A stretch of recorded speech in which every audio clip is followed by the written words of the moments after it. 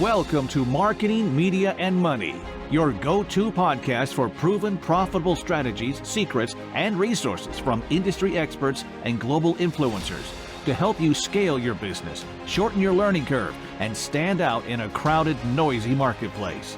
Here's your host, award-winning marketing and media strategist and international speaker, Patty Farmer. Hello, everyone, and welcome to this week's episode of the Marketing, Media, and Money podcast. I'm really excited because this week we're going to talk about one of my favorite topics, which is travel, right? We're going to talk about how to embrace time freedom and how travel can enhance your entrepreneurial journey. And I think that is really important because we're all talking about how much we want to travel. I hear it every single day. But how do we make it happen? Do we have to wait till we're retired, or is it something that we can actually prioritize and do right now? So today I brought on somebody who is a good friend of mine, somebody who's living that dream. She made the decision for herself and made it happen. And now we are going to hear how she did it. And I'm going to be able to put her in the hot seat and get her to answer some of the questions I think we all are asking. So let me tell you a little bit about her. So Linda Beach is the adventurous founder of Travel Passionistas, a bespoke tour company specializing in immersive small group travel experiences for women. In 2016, Linda sold her spa schools, gave away nearly everything she owned, and moved to an island off the coast of Belize. With over 20 years experience hosting retreats worldwide, she transitioned to an online business, inspiring others to live a freedom lifestyle and teaching them how to design and lead profitable retreats. After a few adventurous years as a digital nomad, she now calls sunny Hilton Head Island, South Carolina, home. And when she's not off exploring, she treasures spending time with her 3 adult kids and her 2 adorable grandsons. And here's the fun fact about Linda. She was on the Wheel of Fortune, went to the bonus round, and won a trip to Aruba, some cash, and a car. And that sounds super exciting to me. So thank you so much, Linda, for being here with me today. Thank you for having me, Patty. I'm so excited to talk about my favorite topic. Oh, I know this is my favorite topic too, so I really love it. So let's kind of jump right in. So why do you think that entrepreneurs and business owners, why we don't prioritize it more? And why is it important for entrepreneurs to sometimes focus on being rather than doing, right? And I think travel actually can facilitate that shift. I know it has for me, but how do you feel sometimes being rather than doing, how travel can actually be the shift for that? That's a great question to kick off with, because for years and years, I've been an entrepreneur my entire life. I've never worked for anyone else. And I never gave myself permission to really travel very far from home. It was always a quick getaway. And I found that those times that I went away, I'm a big scuba diver, so I would typically go to the Caribbean, that I was able to just like drop in to the location, really immerse myself into whatever country I was visiting and focus on just being, because I was busy all the time. As you know, as an entrepreneur, we're always doing, but we don't give ourselves permission to be. And I think it's really hard to give yourself that permission when you're close to home. You know, it's kind of like working from home. You know, I'm like, the office is right here. But, when I traveled, that was like my first level of permission, was I actually am physically out of town. And so I was like, okay, now I'm out of town. And, back then when I first started traveling, we didn't have smartphones. It was really hard for people to get in touch with me, which was actually a lot of freedom in that. So I think it just helps us, recharge and focus on just like rejuvenating ourselves so that we can come back better and more motivated to run our businesses. I think that's so true. Really unplugging, there's freedom in that in itself, right? Just being able to unplug, not just, travel where you really get to unplug, right? I think there is a lot of freedom, and I think that is something that we really need to do. I also think that sometimes, we've all heard the expression, you need to work on your business and in your business. But I think sometimes it's hard to do both when you're close to home, right? You just get kind of caught up in it. Your office is really, really close. You're easy to reach, like you said. But there's something about getting away. Like I know for myself that I have like some criteria for myself. When I leave and I go on a trip, I don't read any personal or business development books. I give myself permission, as you said, to read fiction, right? It's something that actually makes me happy to sit on a beach and read some books that I've been waiting to get to. Not that you can't choose to do personal development if you want, but like really have that freedom to be able to do that. And a lot of times when you just be instead of do, it actually helps you to ideate and to dream and to help you to remember, you know what, while I'm sitting on the beach, wow, this is why I'm doing what I do.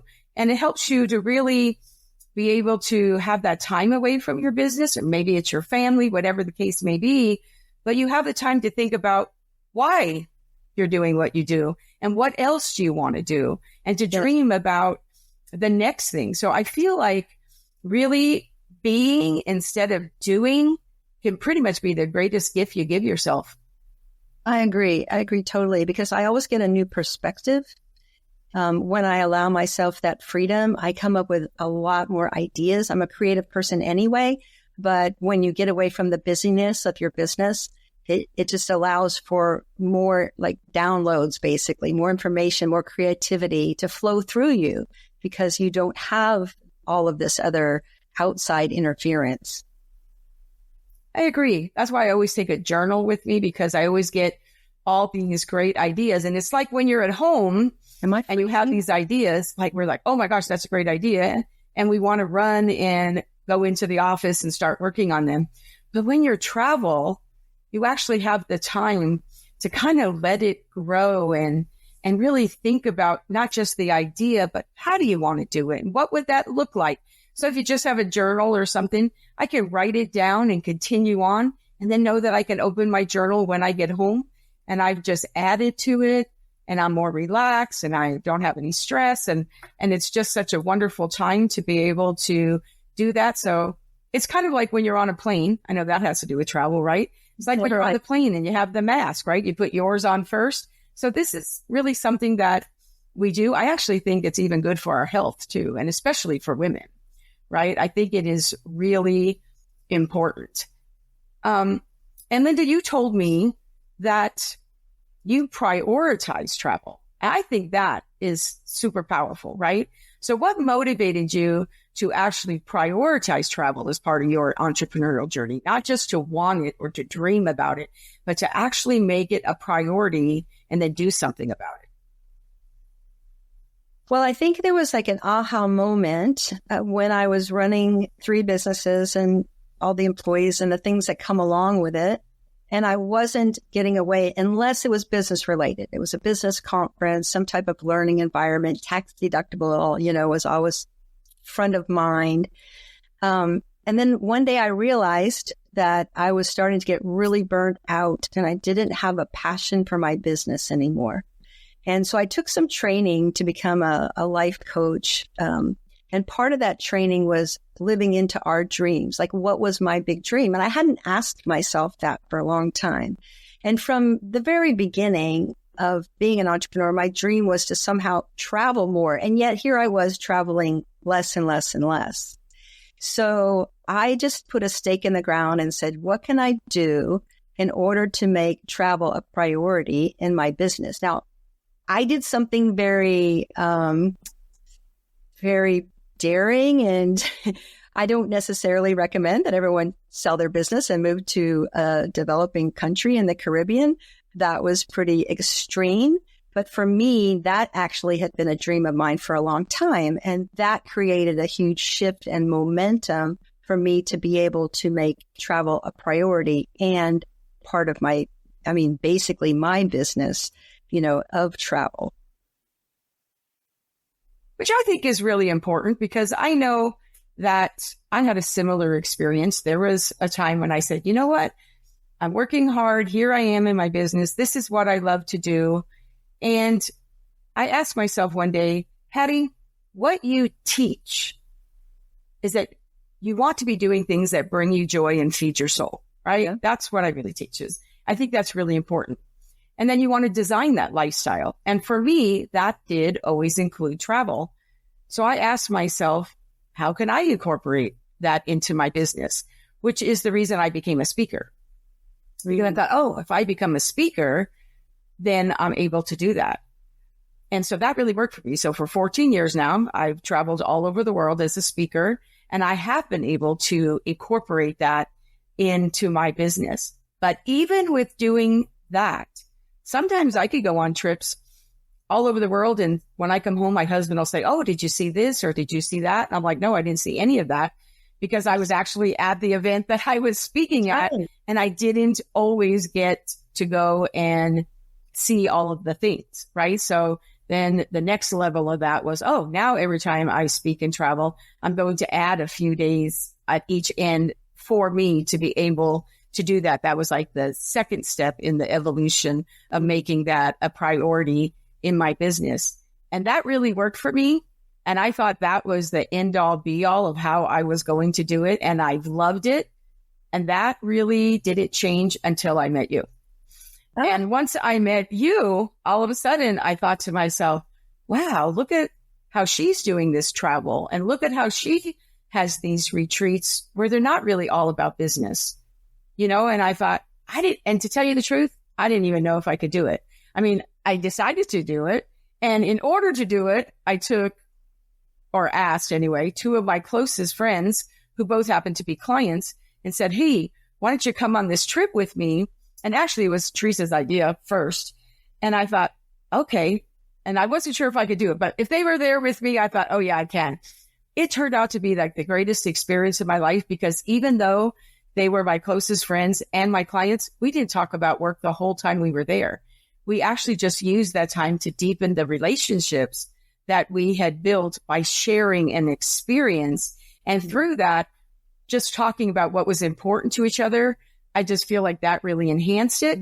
And then you brought a different type of experience in travel where we got to go to all these places and do all these things and things that I probably never would have done and places I never would have went to. And I've been to Italy so many times, but when I went to Italy with you, I saw all kinds of things and I got to see it through a whole different perspective. And I just remember one time being in my room and opening the window and seeing the sea and just thinking to myself, man, this is phenomenal. And I spent that time every single day with myself in the morning before I met everybody. And I got to walk on the beach and I got to do all these things. So I really feel like you opened up for me a whole different way to travel and really be able to balance that. So how do you balance the demands of running a business with the desire to take regular rejuvenating trips? Because that was so rejuvenating for me. And I got so much clarity and so many ideas and all those things I said previously. But we do still are running a business. So there is always a balance. So what are some of the ways that you can balance both of those things and still have everything you want and get to travel too? That's a really good question. I want to start by saying that when I first started doing retreats, I was still of the mindset that you had to learn something. That comes from the whole, I'm not giving myself permission to just have an experience that isn't necessarily about learning something. Although those retreats are phenomenal. I love to go on learning retreats. So I thought to myself, as a retreat coach, I always teach my students that a retreat has to have a transformation in order to qualify by definition as a retreat. But honestly, travel in and of itself is a transformation.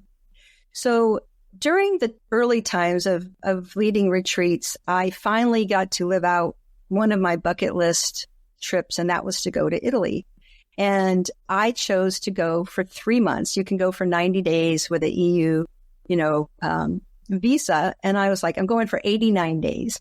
And because I had sold my business, I had that freedom to do that. I just figured I would work and travel. Except, and I'm a smart cookie, let me tell you, I got to Italy and I screwed everything up. Like, I didn't understand the language. I didn't understand how to ride the trains. I missed the buses. I was so confused about why is this happening? Now, I did some preparation, but I wasn't allowing myself to just pay attention, drop into this experience and take a breath, and I find that so many of my friends will go on these trips and they just rush through. But what happens if you don't take the time to learn these things or have someone guide you, that you waste a lot of time missing trains and missing buses. So I'm telling you this because that's what motivated me to create a shift in my business to helping women, to taking women and empowering them to travel more by helping them feel confident around their travel experience. And as you know, when you were with me, I handled things like trains, but I also taught you, here's how you read the train monitor, and here's how you validate your ticket, and all of those kinds of things.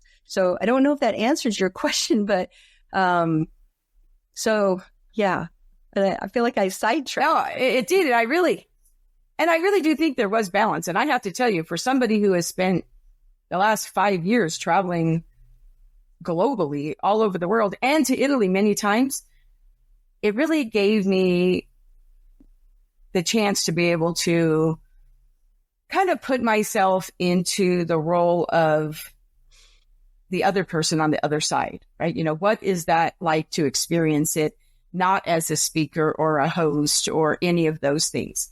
And I have to tell you, it was a great experience for me because you are right.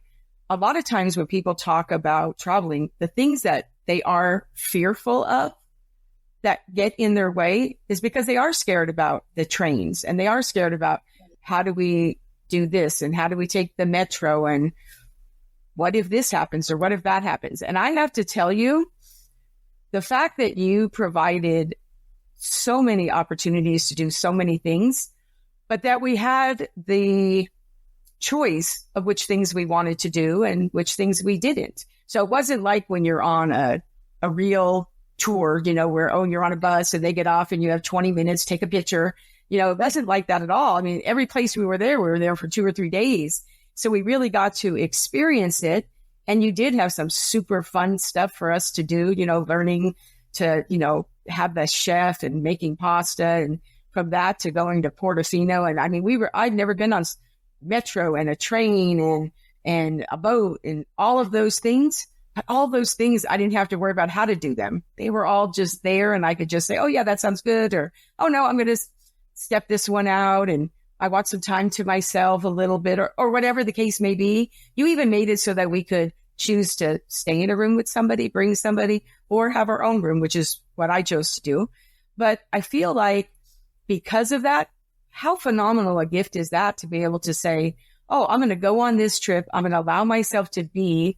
I'm just going to think about what are the things I want, whatever that is, whether those are business or not, but to know that somebody else is taking care of everything. And if anything came up, they'd be able to take care of that too. I mean, that is just so powerful. And I think that's what retreats are about. So, this is a great segue into how to choose the type of experience, because, not everyone might, may not want to go on the type of experience you had. But as an entrepreneur, when you're thinking about prioritizing travel, the first thing you need to do is really look at, what are your goals for the experience? Are you wanting to go? And I know people that go to silent retreats, that doesn't resonate with me because I live by myself. It's silent all the time. I think I could do it. I don't think I could either, but silent retreats. Now, if you talk about a spa retreat, I'm there because my background in spa, I always include some type of spa experience. And I'm actually developing some that are specifically like spa, because for me, I can't get enough of that. But we have 3. I had 3 massages while I was with you. That was phenomenal.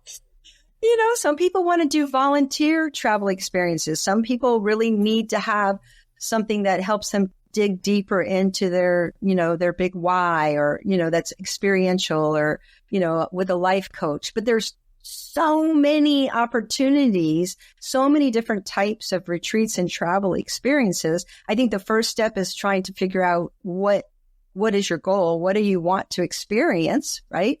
And then looking into, what your opportunities are. I went on an adventure retreat once, and it was in Belize, which is where I live, but it was in the jungle.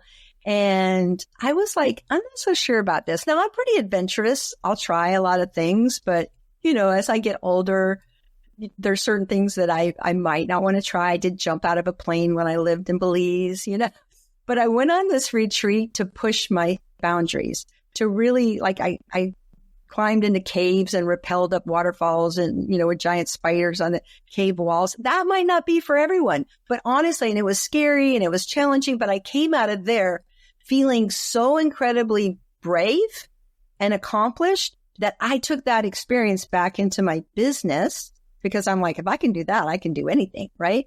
So, Right. Looking at the different opportunities that are available with travel and what are your goals and your motivation is really the first step, and then creating the time, the space in your busy calendar. Like, you have to put a stake in the ground. You have to pull out your calendar and go, okay, when can I go? And just put it in there and nothing's going to move. It's cemented in your calendar. Once it's there, especially when you start like buying tickets, your plane fare, it's a done deal. Once I buy my plane ticket, it's a done deal. It'll take an act of God to change it. No, I think that is really important. So I think one of the things that were really nice too is, like, for me, one of the things that I'm always looking for is I'm looking for ways to recharge, like my energy, my creativity, but I don't want to do it alone. When I go and speak and I travel all over, yes, when I'm at those retreats, I'm with other people, but a lot of that time I am by myself, right? And so I like being around other people. That was really fun for me, because you could choose how much and how little of that you want, which I thought was really a lot of fun. And so also getting to try all kinds of different food and different experiences, that was really a lot of fun for me too. So you're right. Knowing why you're doing it, how long you feel comfortable being away, really, was, I think the very first time I went to Italy, I went on a sabbatical for a month. That was super fun. But I mean, I am married. And so it was kind of hard to, you can't just be away from home for a long time. Right. But I think that there are a lot of different ones. So I know that, I've heard you talk about adventure travel, cultural immersions, creative retreats. And I think all of them in some way, shape, or form contribute to an entrepreneur's personal and professional growth in some way. And I think a lot of that depends upon how open they are to that experience. So can you speak to that? Yeah. I love creative retreats because I'm a creative person. And I find that if I go on a retreat where the theme might be cooking classes or painting or photography or writing, that it helps me in all aspects of my business, because when you're really revving up the creative side of you, you can bring that back and integrate it into your business. Cultural immersion, that's a really good one, because I feel like when we're traveling to other countries and we're really dropping into the culture and taking time to meet some of the locals, which I love to do when I travel, we can gain some really new perspectives on how other people live. I think it increases our empathy toward everyone, our employees, our fellow entrepreneurs, our family. It's a really great growth opportunity. Sometimes I like to go, I always try to incorporate nature as well, because, I'm surrounded by nature, but often I sit in my desk all day and I don't go and put my toes in the grass. Again, these opportunities afford us a chance to go and do the things that we don't normally give ourselves permission to do. That's why I think it's so important, the permission to travel. That's my buzzword, is that somebody needs to give us permission. If we aren't going to give ourselves permission, I think that's the first key, though. You have to give yourself permission, right? Your spouse, your employees might say, yeah, go away. And yet we say, oh, I can't, I'm the boss. I can't do that. So you have to stop and give yourself permission. I think that's important. I think one of the biggest transformations and shift that happened to me while I was with you on that trip was that one of the things I realized, it was actually kind of sad, actually, is that when I was traveling before that as a speaker, not the times that I wasn't speaking, because I travel a lot not as a speaker, but in some of the times that I traveled as a speaker where I was alone a lot of the time, I realized that because I was by myself, I'm brave. I went and took trains and went and did all kinds of stuff to see the things that I wanted to do. However, what I realized, but I didn't realize it till I was with you and it was a different way, was that I was taking pictures of things and I was actually doing things. I would see it and I would take pictures and I was thinking of it like, oh, I want to share it with the people back home. And, oh, I'm going to put it on Facebook and, oh, this is what I'm going to do and show, whatever, and show my family, but they weren't there. And I realized, or actually I didn't realize it at the time until I went with you when you're with other people, right? I realized that I really wasn't experiencing it. I was just taking pictures of it so I could save it. So I could go back and look at them and then go, oh yeah. And then I realized when I went with you and it was so much more immersive. And because, Teresa and Krista were with me and I got to spend so much time with you and the other women who were really fun, that because you were having conversation with other people and you were seeing their perspective and the way they were looking at it. So you had these like deeper conversations and you shared it, then I really felt like I got so much more out of it because when we were looking at things, we got to say, oh my goodness, isn't that beautiful? And then somebody else would say, oh, and look at that. And so I really felt like I took so much more away from it. I felt like it was so much more transformative for me being able to share it in the moment and not just come home after you've been gone this long and then try to recreate it in a meme or on Facebook or just telling somebody about it who didn't get to experience it, right? And so you don't want to sound really bad by saying, oh, and I did this and I did this. You know what I mean? And it was really a difference. 100%. And I love the opportunities we had to sit down in a small group of like-minded women and talk about the experiences of the day. And that's a really good time to share your perspective. What did you think about this experience? So that's definitely something whenever you travel, if you travel in a small group, to really talk about how you felt in a place, not just what you saw, but how did it make you feel? I really love the feeling I get when I walk into an amazing church and I can just sit there and just soak in the atmosphere. And I wonder about the people that were there, hundreds of years ago. What was it like for them? Yet somebody else might be mesmerized by the statues or the chandeliers. And so talking about everyone's perspective helps you open your mind to different perspectives. I love it. And then you see things that you might not have seen. Like for all the times I've been to Italy, I don't think I ever would have thought to go to an opera. But we did. And that was so fun. I loved it so much. And then the discovery of what they had found there when we got to see that afterwards was just so like amazing to me. And so I just really feel like there's a lot of different ways to travel. And I really think we should all kind of embrace all of them so you can find the one that works for you. And it doesn't have to be just one. So can you share some examples maybe? I mean, maybe that's not the right word, but some examples of destinations that can offer like maybe a mix of relaxation, cultural enrichment, professional development. Like what are just some different examples of destinations? Because I know that when I was looking, people would say, oh, you should go to Costa Rica. You should go to Costa Rica. And I know that's a big destination. A lot of people like to go to Costa Rica. For me, I was like, I don't want to be in a room that when I wake up, there might be like some bug on the wall or something. That would ruin the trip for me, right? And stuff. Like I'm adventurous, but I don't like insects. And, I told my husband once, oh, I'd love to go to the rainforest. My husband just laughed. And I said, what's so funny? He's like, you're so scared of bugs. He's like, as soon as you saw a bug, you'd be freaking out. Like you see a cricket, you almost have a heart attack, right? And so obviously that wasn't right for me. Oh no. And that's so great because that's exactly the key is what's right for you. When you told me in another conversation about like Costa Rica was off your list, because of bugs, I was like, oh, she's coming to Italy with me because there's bugs everywhere, Patty, but there's not as many bugs in Italy as there are in Costa Rica. I will give you that. I didn't see one. Not even one. Yeah. I had a retreat in Tuscany once, and the very first night, one of the participants called me at midnight, and I ran to her room because I'm always there, if you need something. And she was standing on a chair yelling about a bug on the curtain.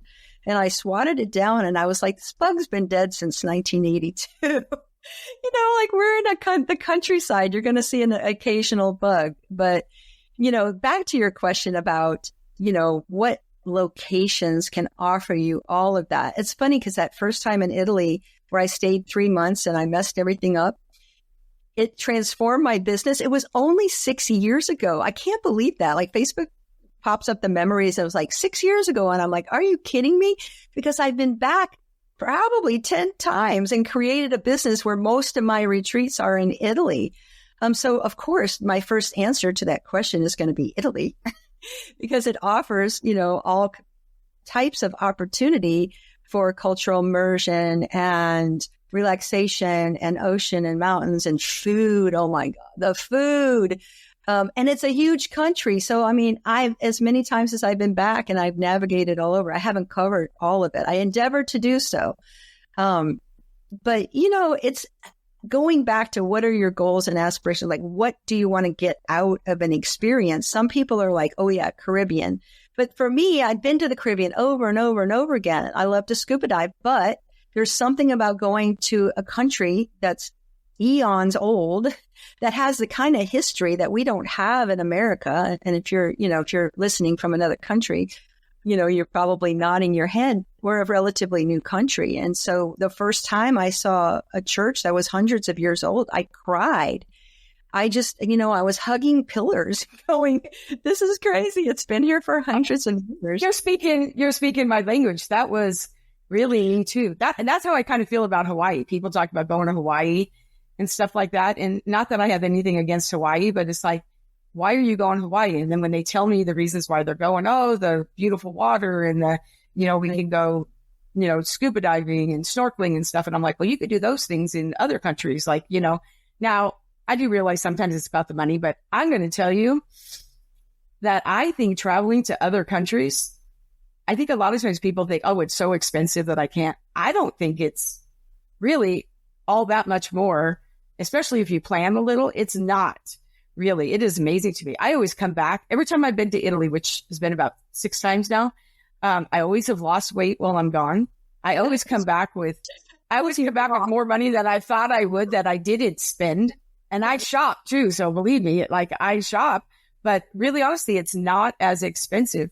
I've been to Hawaii many times. I spent, I think that is just something that people think, but it's not actually really 100% accurate. If you want to spend money, you can spend money anywhere you go. Yeah, that's just your goal. Right? Every location, every destination in the world will give you the opportunity to have culture. There's culture everywhere. So you have to look for it in some places. Hawaii has some amazing cultural heritage. There's anywhere. But so back to what is your goal? What do you love? And then start looking for a retreat or an experience that might have some of these elements. There are hundreds and hundreds and hundreds of retreats every year all over the world.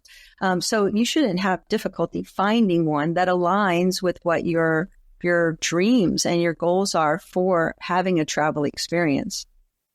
I know. I think I remember when I first decided to travel and I asked myself that question. And I remember saying, beach is really important to me. I wanted there to be water. I wanted there to be agriculture because I really love agriculture stuff and I love architecture. I really, really am big on architecture. That's super important to me. Food, good food is important. I wanted to try all kinds of different food. And I love gelato. Like in Italy, my goal was that I was going to eat gelato every single day.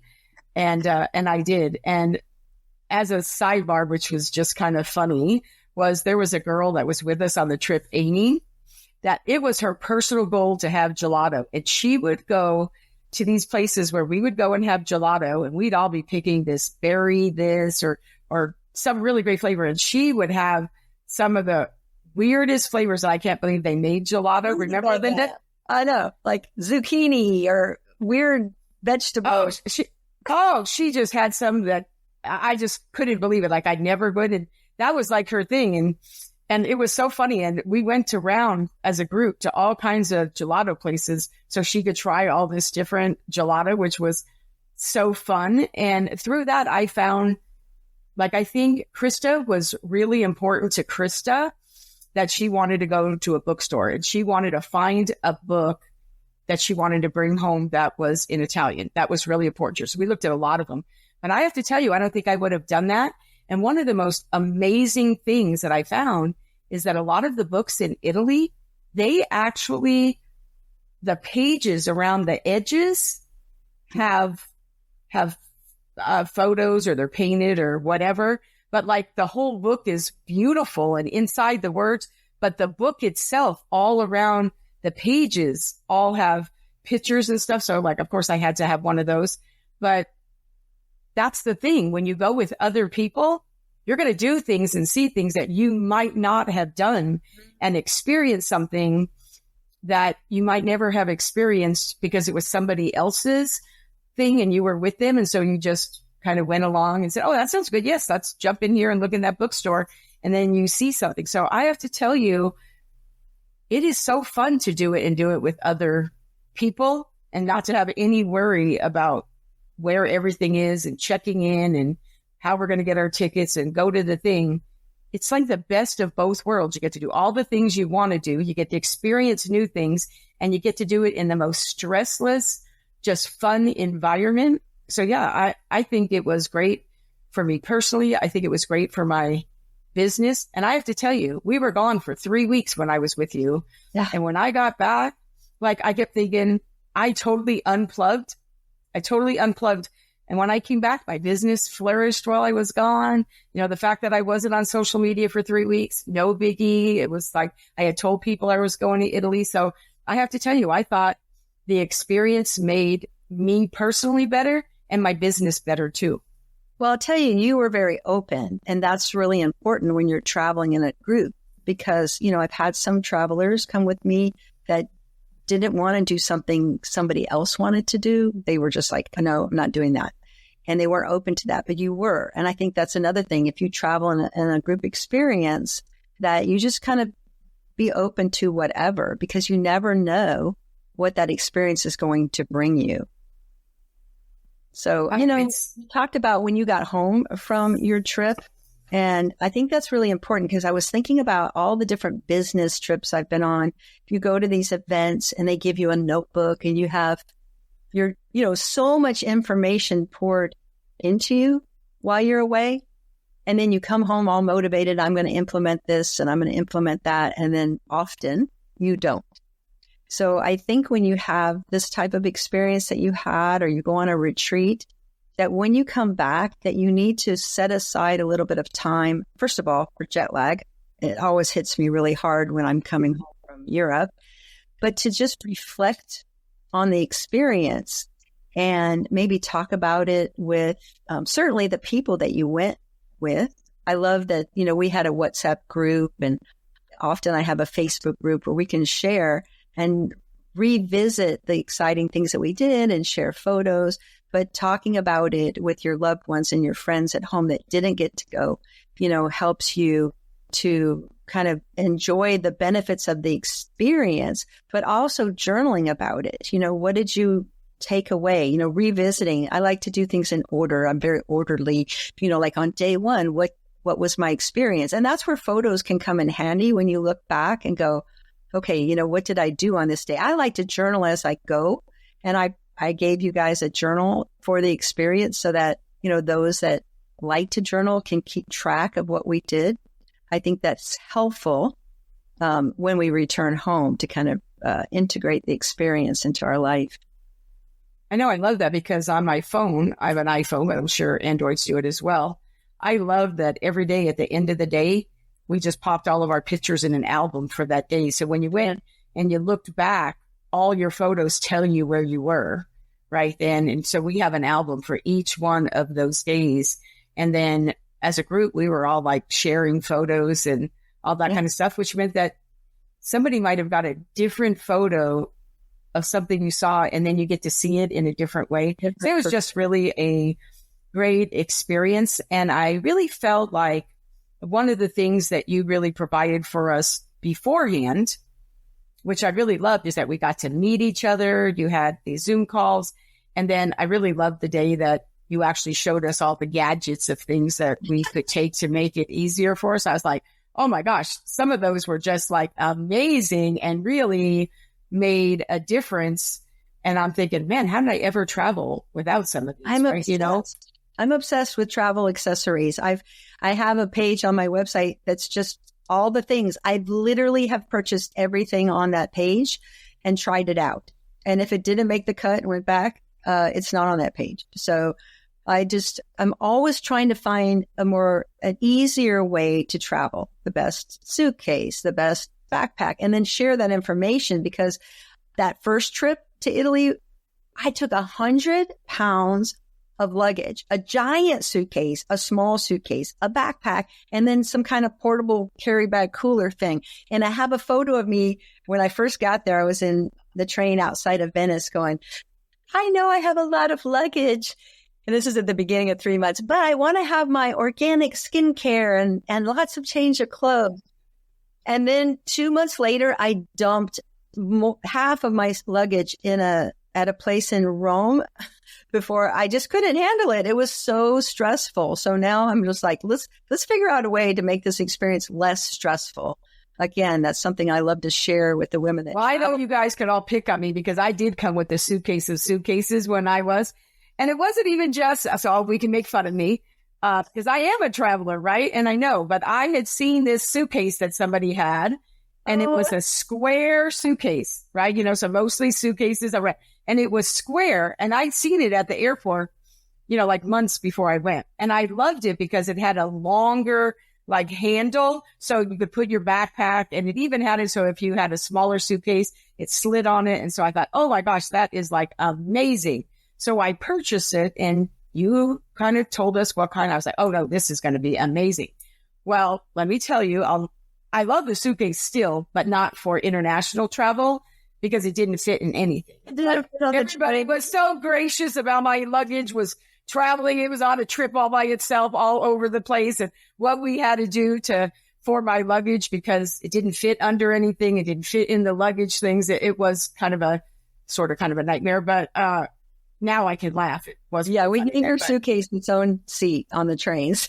Yeah, so it was really crazy. So that was kind of a learning experience too, but I still love the suitcase, just not for international travel. I realized that is definitely not the thing. So yes, that was actually kind of funny now, right? And actually, Krista and Teresa have made memes about it too, that we send back and forth to each other. Funny, we haven't posted it, but we send it back and forth to each other because she had this whole suitcase, and one of them, Teresa says, this is Krista. Krista's like, come on, hurry. We have to get to the train. We need to go see, where we're supposed to be. And then Teresa's like, but do we have time to stop for coffee?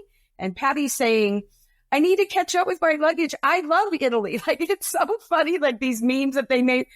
And we keep sending them back and forth to each other. I should probably send them to you. You probably really laugh, but super, super funny. But now that we're talking about some resources, let's kind of, you did have some resources. I love being able to go to that page. I've even purchased a few things after I've been home that I didn't think I could take before, but now I'm like, oh no, I absolutely have to have that.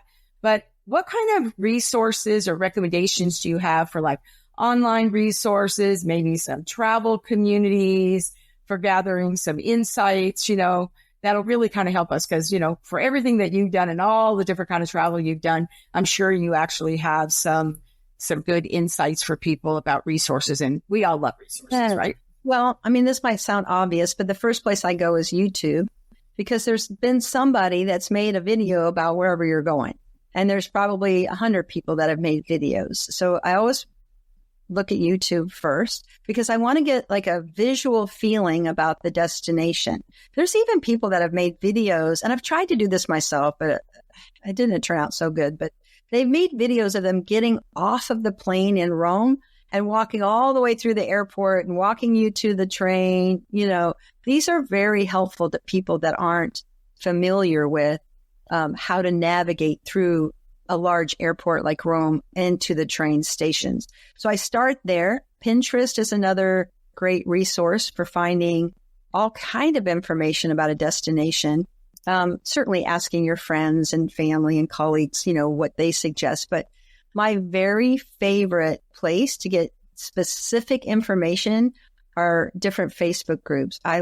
There's thousands of travel Facebook groups. Like, for instance, for Italy, there's one called Italy Travel Planning. So if you go into the search bar and you put Paris travel, you can even get down specific to cities. There's a Lake Garda travel group that I'm a member of now because I'm taking a group to Lake Garda in October. So search, travel group or a particular destination and join these groups. So I can go into a group, let's say the Italy Travel Planning, and I can type, has anyone ever stayed at this particular hotel? Has anyone been to the Amalfi Coast? Which town should I stay in? First search it because somebody's asked it and it's been answered. But you get real unfiltered advice from people that have actually been there. So it's not like, reading reviews where you're not sure, is that a real review or, is that their cousin that just reviewed their hotel? You'll get people telling you what their experience is like. And then I use a lot of apps. So you're talking about like things to help you.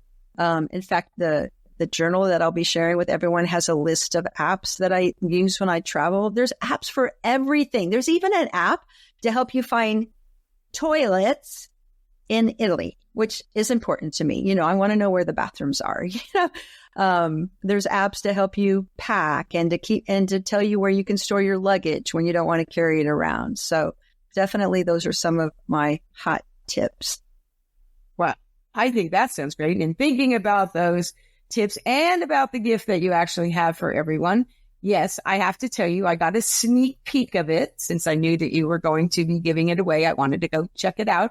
And it is phenomenal. And you're right. It has a lot of good things in it. So yes, tell us a little bit about this journal. And for those of you that are listening, all you got to do is look below. There's a button right there for you to get it. So no problem. So tell us a little bit about it. Well, it's called Permission to Travel. Permission to Travel.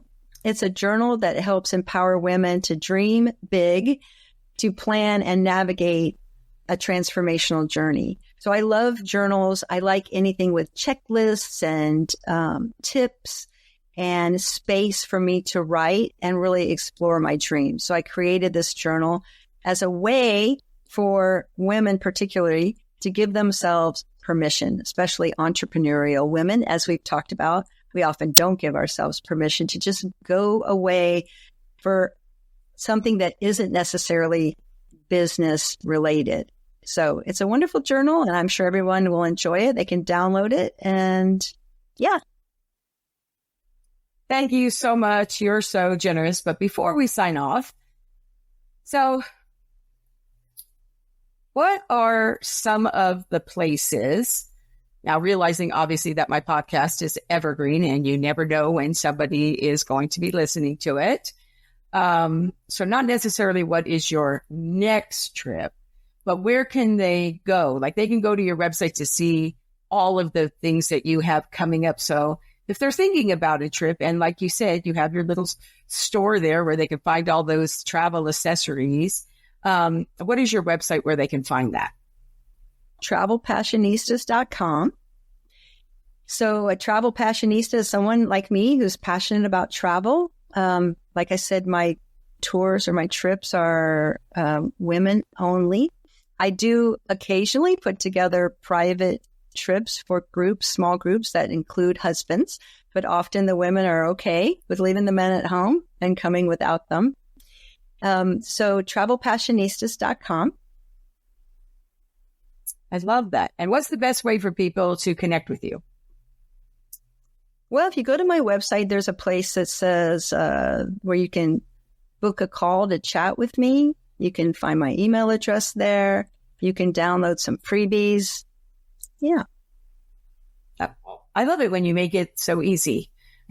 So thank you so much, Linda. It has been such a pleasure to have you on the show. It was such a pleasure to travel with you. I can't wait to do it again. You're so easy to not just refer to, but really when I asked you if you would come on the show and really share all these different things, because it's really important to me that people design the lifestyle they want to live. And if time travel, if time freedom and travel is important to you, like, I don't see any reason why you need to wait. Like, you can do it now. No. And so thank you so much for making that easy for people. You're welcome. And in fact, you asked me like where are the locations that I go to. I typically focus on Italy and France, but you asked me recently about Greece. So because of that, I'm expanding and going into Greece, probably Portugal. So what's so fun about it is that, the people that travel with me usually they want to come back and do it again, and they want to go somewhere. Of course.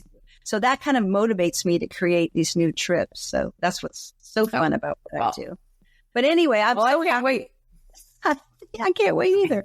And I'm honored that you had me here as a guest, and I appreciate it. Thank you so much. And to my audience, thank you so much for tuning in. I know this was a great show. Wasn't that right? Really? I just know it was. The context was so good. It was so great to share Linda with you. I have to tell you, she's become near and dear to me. And I really love it when I get to have someone on the show that is just so easy for me to share. So thank you so much for spending this time with us. I look forward to spending time again with you next week. And if you enjoyed today's episode, and I'm sure you did, please like, subscribe, and review the podcast on your favorite listening platform. And also, if you haven't checked out our sister magazine, the Marketing, Media, and Money magazine, please go grab your free copy there at www.m3digitalmag.com. m3digitalmag.com. Until next week, thank you so much. Have a great day. Thank you for joining us today on the Marketing, Media, and Money podcast. To shorten your learning curve even more, make sure to grab your free copy of the Marketing, Media, and Money magazine at m3magazine.com. That's M3magazine.com. I promise your business will thank you.